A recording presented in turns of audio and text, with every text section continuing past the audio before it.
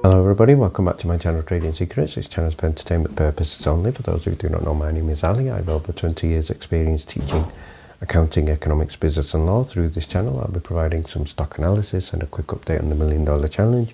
So if anybody's not aware of this, this is a journey of an investment of $1,000 to a return of $1 million over a period of 3 years using a strategy called compound return investing. So the objective is to try to get 201 trades, each of them a return of 3.5%. It's not 201 consecutive trades. We do take into account losses. So for further details about how to join us for less than $9 a month, information is available in the description below. In today's video, I'm going to follow on from the previous video where we looked at MMAT and MMTLP and the Canadian valuation of $1,190 per share and looking at why there is no resolution. And we're also going to be looking at a new stock to the channel, and this stock has got a revenue increase close to 2,000% with plans to achieve $1 billion in revenue in the near term. So before we get started, let's have a look at what's happening in the market. We can see that the Dow Jones extended gains, the US closed higher, and also Trump released his new Trump coin, which sparked a significant frenzy. We're going to have a look at details of that shortly, but in terms of this week, so remember Monday is closed for trading as in terms of Martin Luther King Day. However, key data that we're focusing on this week, especially on Thursday, is the jobless data.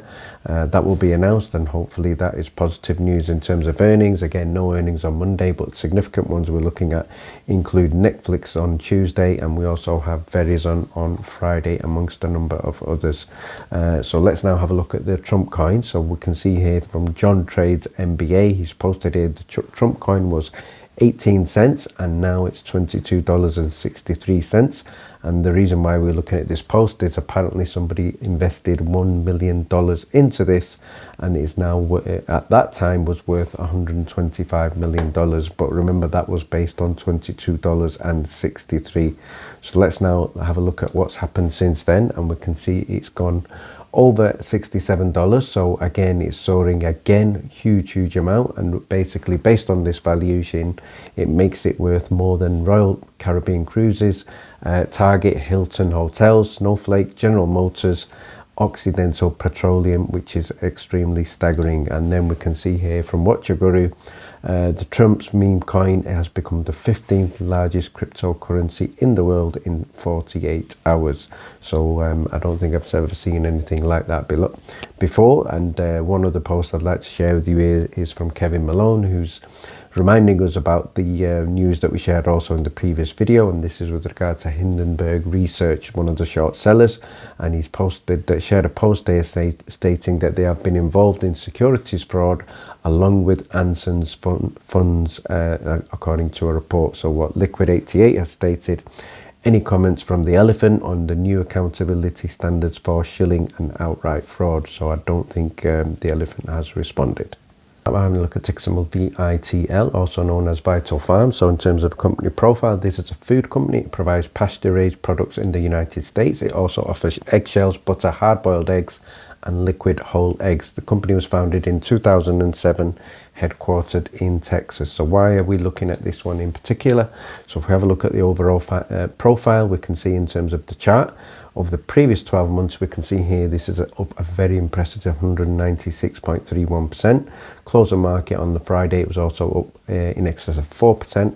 $45.01. So is there more room to progress in VITL? I certainly think so. So let's have a look at the recent financials. So we can see here 2023, the revenue was $471.86 million. That's an increase of 30.33%. However, I think what is more impressive here is the earnings, and the earnings were $25.57 million, and that's an increase of 1,943.65%. So strong growth in profit there for the company. So let's now also get an angle from the CEO, who just appeared on CNBC television, and he stated here the company adding over 125 farms, added over 125 farms in 2024. They boosted egg sourcing by over 40%, and they're expected to begin Q1 and they are operating by Q4. So the egg prices are going up. We covered this in the previous video, so go ahead and check that out.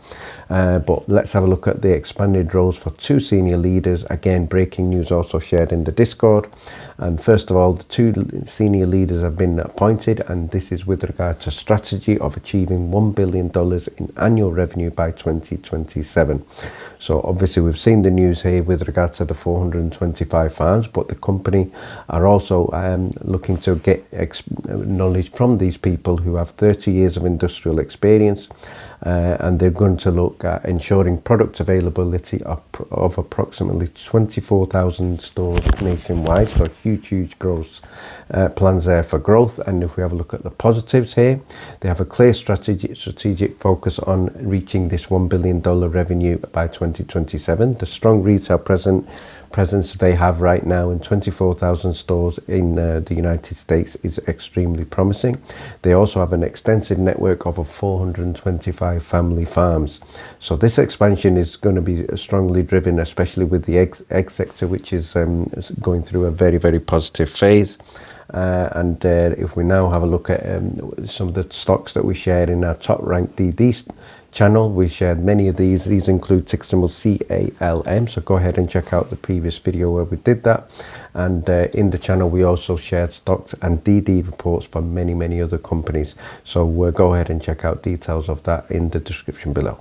I now share with you a post from George Palikaras, and the article on the left here, it states Meta buries the hatchet with founder Palikaras company's website and shutting it down allegedly deliberately to attempt to disrupt the business. So what George has stated is that he's thrilled to share a significant win, and the trustee has officially dropped the case in the Nova Scotia Supreme Court. So the good victory here for George. It also exposes the deeper issue, and the trustee would never abandon any valuable asset owned by the company. And he goes on to say whether this is a patent, physical property, or in this case a domain name, unless the asset didn't belong to the company. So I think there's a reference there to all the patents and the technology that Metamaterial lost, because we could say that the people behind that, the new management, did actually abandon those and sell those. He goes on to say the experience has been tough, but an important reminder of why accountability and standing up for the truth are non-negotiable. And for anybody facing similar battles, keep pushing forward and document everything. And I'm sure the MMTLP community are doing that. So let's follow on from the previous video. What Vendoa stated is the Bank of Montreal, Canada, the financial giant, disclosed its $213,985,000 valuation for 179,820 Metamaterial shares. And a quick breakdown shows a valuation of $1,190 per share, and this is potentially reflecting the true value behind the preferred share MMTLP. So the German listed DE1T0 is also tied to Metamaterial's ongoing fight, but the filing shows put options exercised representing liabilities exceeding $200 million plus, and this explains the lack of resolution, scale of MMTLP's massive opposition. So this is an angle to show why we may not be getting resolution right now, and we're not only up against FINRA and the SEC, but we're also potentially up against international financial titans. And he goes on to say, I wonder how DJT will turn out once we prove them right. So hopefully, in anticipation of the new government, there is something that is done. And finally, shout out here to Nancy Dane, who's an author, and she states here she's been writing books for 30 years.